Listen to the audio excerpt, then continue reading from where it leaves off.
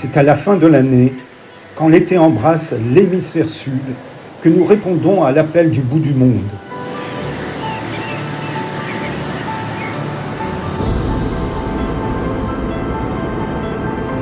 Un appel d'eau, de vent et de lumière, celui d'un continent immense et libre, l'Australie. Nous partons pour une quarantaine de jours d'un voyage poétique, le long des côtes du sud et de l'est, de l'océan austral au Pacifique.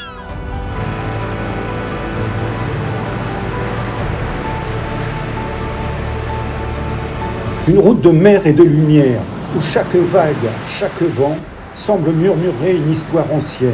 Mais avant de parcourir cette terre, il faut la comprendre, il faut l'écouter.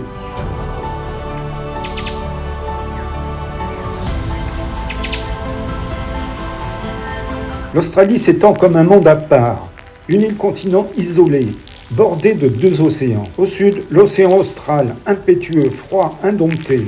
À l'est, le Pacifique, vaste, éclatant, infini.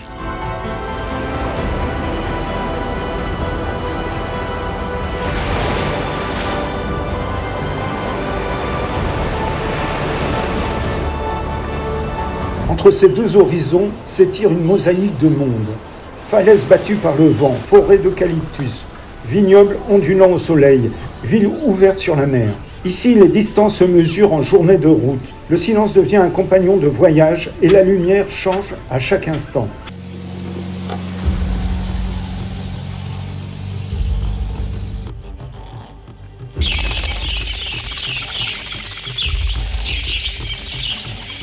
Depuis plus de 60 000 ans, les peuples aborigènes veillent sur ce territoire, relient la terre au ciel, les rivières aux étoiles. Ils nous rappellent que tout ici, la pierre, le vent, l'animal et l'homme, fait partie d'une même mémoire. Et aujourd'hui encore, cet héritage ancestral dialogue avec la modernité. Des cités ouvertes sur le monde, vivantes, audacieuses, baignées de lumière.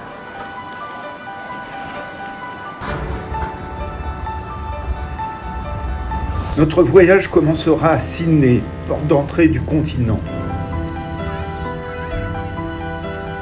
Puis cap au sud vers Adélaïde, paisible et discrète entre collines et océan. De là, la route prendra le relais, une traversée de plus de 4000 km le long du littoral jusqu'à Cairns, au nord tropical. Nous longerons la Great Ocean Road, les plages infinies du Victoria, les forêts du New South Wales, puis les criques turquoises du Queensland. Au bout de la route, la grande barrière de corail, trésor vivant du Pacifique.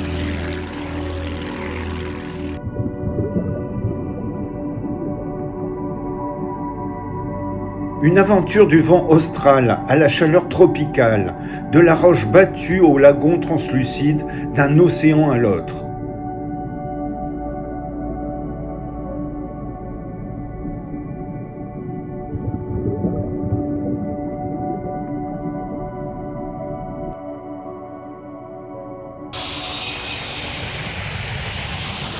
Après des heures de vol au-dessus de l'océan, la lumière s'éveille. Sous la brume du matin, la baie de Sydney se dessine. Les voiles blanches de l'opéra captent les premiers rayons de soleil. Le Harbour Bridge se dresse comme une arche d'accueil. L'émotion monte, le rêve devient réalité. Le voyage commence ici, là où l'océan austral rejoint le Pacifique, là où la lumière du monde semble naître de l'eau.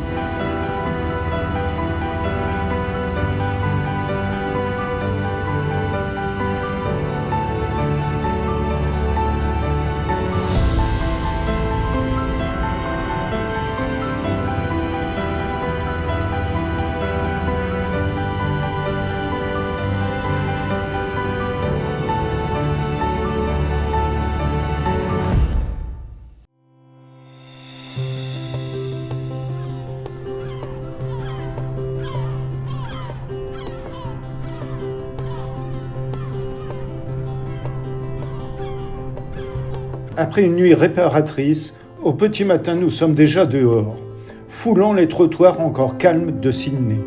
Peu à peu, la ville s'éveille autour de nous.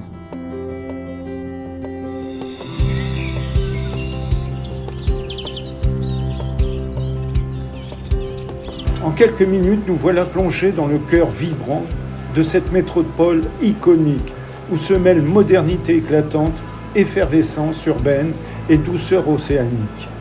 Prêts à partir à la découverte de cette cité mythique, nous laissons nos pas nous guider, portés par l'énergie du matin. Notre première halte est sans surprise le symbole de l'Australie, l'Opéra de Sydney.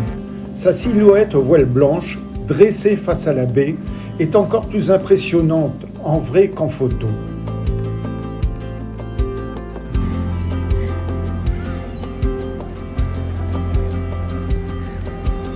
Nous en faisons le tour, admirant la prouesse architecturale et observons le balai incessant des ferries qui croisent dans la baie.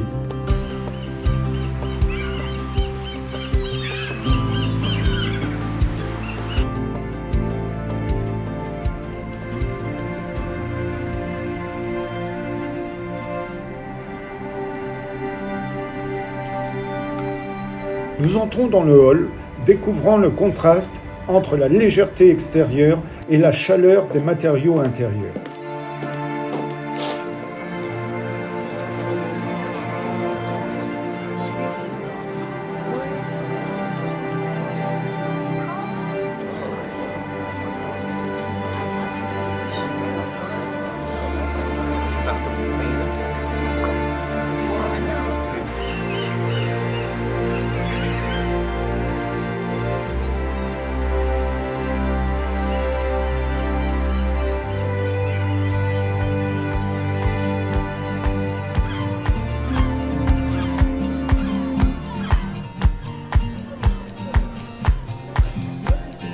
Quelques pas suffisent pour rejoindre Circular Quay, le véritable cœur battant de la ville.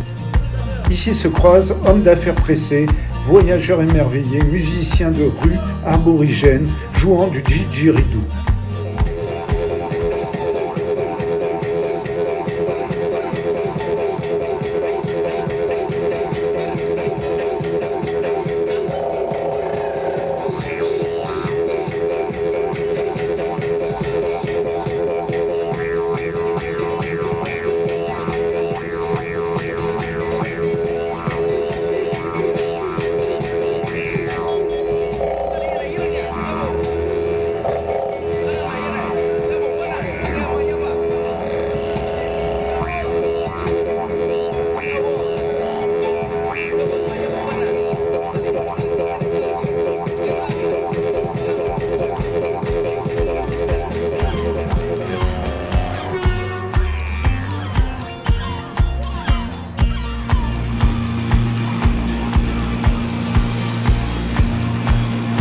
Les ferries partent de Manly ou encore de Darling Harbour.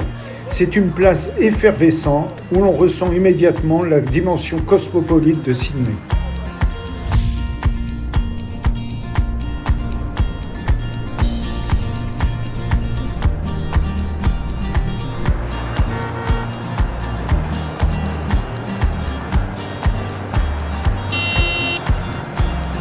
Nous poursuivons par la majestueuse arche métallique de Harbour Bridge, qui se dresse devant nous comme un géant d'acier veillant sur la baie.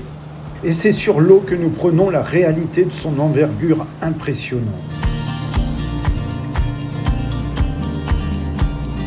Les ferries tracent leur sillon, et la silhouette du pont s'inscrit dans l'horizon comme un symbole éternel de Sydney. Le soleil puissant noircit ses poutrelles. Chaque vibration du port semble résonner dans sa structure.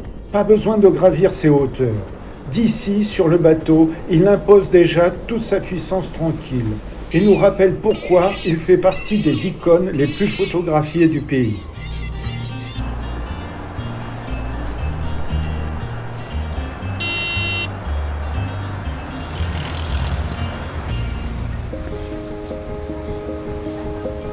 Nous terminons notre balade en franchissant les grilles du Royal Botanic Garden, comme si nous quittions soudain le tumulte du centre-ville pour pénétrer dans un monde suspendu. Une fraîcheur douce nous enveloppe, derrière le bruissement du vent dans les pagnes. Le jardin s'ouvre devant nous comme un vaste refuge.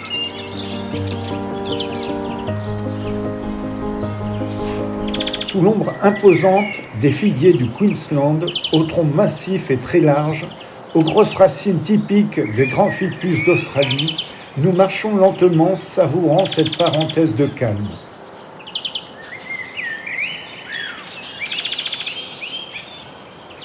Partout, la faune a trouvé sa place. Les ibis omniprésents en Australie avancent avec leur allure singulière, tandis que les cacatoès ponctuent le silence avec leurs cris aigus.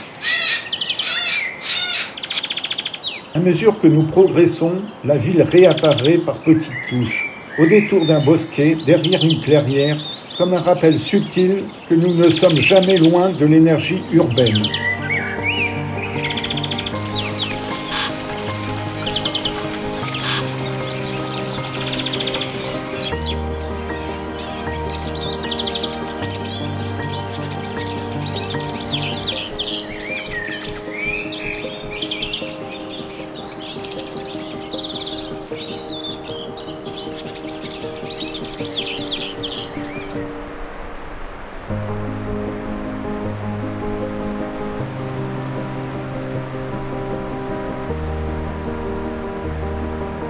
Ainsi s'achève notre première journée australienne, marquée par la découverte des symboles emblématiques de Sydney. Entre modernité architecturale, énergie urbaine et douceur végétale, la ville nous a conquis.